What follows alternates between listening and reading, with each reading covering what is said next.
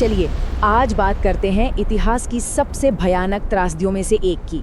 एक ऐसी आपदा जहां सबसे खतरनाक दुश्मन वो था जो दिखाई ही नहीं देता था।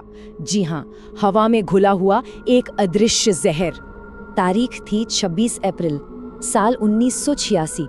कैलेंडर पर तो ये एक आम तारीख की तरह ही दिख रही थी, पर कुछ ही घंटों में ये तारीख इतिहास में एक ऐसी स्याही से लिखे जाने वाली थी जिसे शायद वक्त भी कभी मिटा नहीं पाएगा।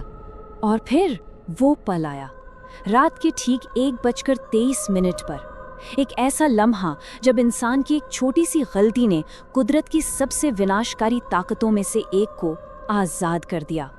एक जोरदार धमाका हुआ, इतना जबरदस्त कि उसकी गूंज ने सिर्फ एक शहर को नहीं बल्कि पूरी दुनिया को हमेशा के लिए हिलाकर रख दिया। पर जो आग और धुआं दिख रहा था ना, वो असली खतरे का सिर्फ एक छोटा सा हिस्सा था। असली खतरा तो अभी शुरू हुआ था। तो चलिए इस तबाही से कुछ घंटे पहले चलते हैं, उस शांत रात में जब सब कुछ नॉर्मल था, जब आने वाली क़यामत का किसी को कोई अंदाज़ा तक नहीं था। देखिए, एक तरफ था यूक्रेन का खूबसूरत शहर प्रेमपियात। करीब 50,000 लोग अपने घरों में चैन की नींद सो रहे थे। बच्चे कल सुबह स्कूल जाने के सपने देख रहे थे, इस बात से पूरी तरह अनजान कि उनके लिए वो सुबह कभी नहीं आने वाली। और वहीं दूसरी तरफ शहर से कुछ ही किलोमीटर दूर चेर्नोबिल न्यूक्लियर पावर प्लांट में माहौल कुछ और ही था। रात की शिफ्ट चल रही थी और हवा में एक अजीब सा तनाव महसूस हो रहा था। तो प्लांट के अंदर चल क्या रहा था? कुछ इंजीनियर्स एक सेफ्टी टेस्ट कर रहे थे।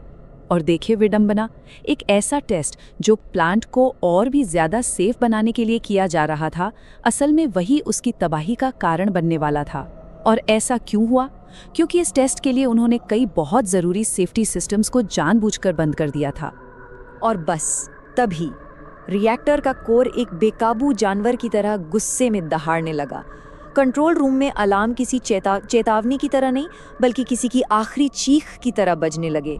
एक नौजवान ऑपरेटर की कांपती हुई आवाज़ गूंजी, ये कंट्रोल से बाहर हो रहा है।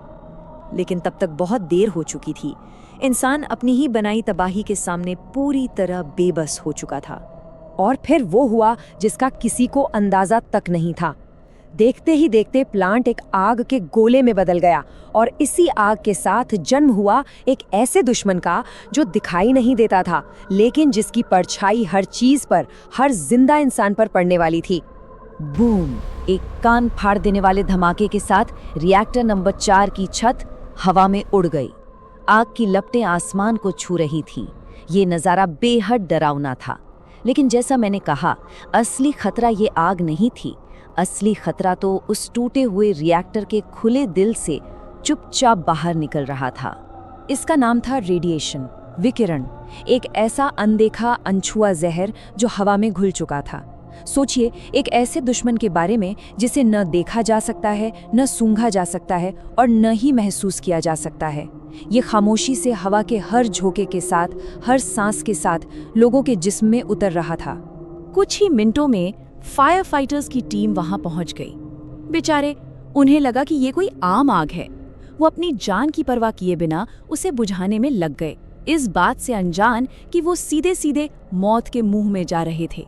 उधर शहर में कुछ लोग धमाके की आवाज सुनकर अपने घरों से बाहर निकल आए। वो एक पुल पर खड़े होकर जलते हुए प्लांट का नजारा देख रहे थे और हवा में तैरती उस रंगीन रोशनी को देखकर हैरान हो रहे थे। उन्हें क्या पता था कि वो जिस हवा में सांस ले रहे हैं वो जहर बन चुकी है। और इस तबाही के बीच सरकार क्या कर रही थी? वो सच को झूठ के एक मोटे कंबल में लपेटने की कोशिश कर रही थी। दुनिया को बताया गया कि ये बस एक मामूली सी घटना है और सब कुछ नियंत्रण में है। पर सच तो ये था कि कुछ भी कंट्रोल में नहीं था। और ये एक झूठ हजारों जिंदगियों पर बहुत भारी पड़ने वाला था। जब आखिरकार सच सामने आया तो वो बहुत कड़वा था। हजारों लोगों को एक ऐसे सफर पर भेज दिया गया जहां से वापसी का कोई रास्ता ही नहीं था। धमाके के लगभग 36 घंटों के बाद जब रेडिएशन का वो अदृश्य जहर हवा में पूरी तरह फैल चुका था, तब जाके शहर को खाली करने का आदेश दिया गया। 36 घंटे की देरी, ये एक ऐसी गलती थी जिसकी कीमत हजारों जानें चुकाने वाली थी। शहर में बसें आईं और लोगों से कहा गया, घबराइए मत, ये बस कुछ घंटों की बात है, आप सब जल्द ही अपने घरों में लौट आएंगे। लोगों ने यकीन कर लिया। उन्होंने अपने घर, अपने पालतू जानवर, अपनी पूरी जिंदगी सब कुछ वहीं छोड़ दिया। एक छोटी बच्ची ने अपनी गुड़िया को बिस्तर पर सुला दिया, ये सोचकर कि वो शाम तक वापस आकर उसे उठा लेगी। पर वो शाम कभी नहीं आई। वो कुछ घंटे कभी खत्म ही नहीं हुए। वो लोग अपने घरों में कभी वापस नहीं आए। प्रिम्प्यात शहर, जो कभी जिंदगी की चहल पहल से गुलजार था, हमेशा हमेशा के लिए एक वीरान, एक भूतिया शहर बनकर रह गया। चेरनोबिल की कहानी उस रात खत्म नहीं हुई। नहीं, उसने अपने पीछे एक ऐसी विरासत छोड़ी है जो आज भी हमारी रूह कपा देती है, एक खामोश चेतावनी की तरह कि इंसान की सबसे बड़ी रचना ही उसकी सबसे बड़ी तबाही भी बन सकती है। इस हादसे ने हजारों लोगों की जिंदगी पर एक ऐसा दाग छोड़ा जो कभी नहीं मिट सका। कई लोग रेडिएशन की वजह से एक धीमी और दर्दनाक मौत मरे। हमारे पर्यावरण को ऐसा नुकसान पहुंचा जिससे उभरने में शायद सदियां लग जाएंगी। और आज इतने साल बाद भी चेरनोबिल और उसके आसपास का इलाका एक जहरीला घाव है जो इंसानों के रहने के लिए बिल्कुल भी सुरक्षित नहीं है। आज अगर आप प्रिम्प्यात शहर को देखेंगे तो ऐसा लगेगा जैसे वक्त वहीं जम गया है। स्कूल में किताबें वैसी ही खुली पड़ी हैं जैसे कोई बच्चा अभी अभी पढ़कर उठा हो। घरों में सामान वैसा ही रखा है जैसे लोग बस चाय पीने के लिए बाहर गए हों। ये पूरा शहर उस एक रात की एक खामोश चीखती हुई याद बनकर रह गया है। चेरनोबिल की कहानी हमें एक बहुत ज़रूरी और बहुत डरावना सबक सिखाती है। ये हमें याद दिलाती है कि कभी-कभी जिंदगी में सबसे खतरनाक चीज़ वो होती है जो दिखाई नहीं देती पर जिसकी मौजूदगी हमेशा महसूस होती है।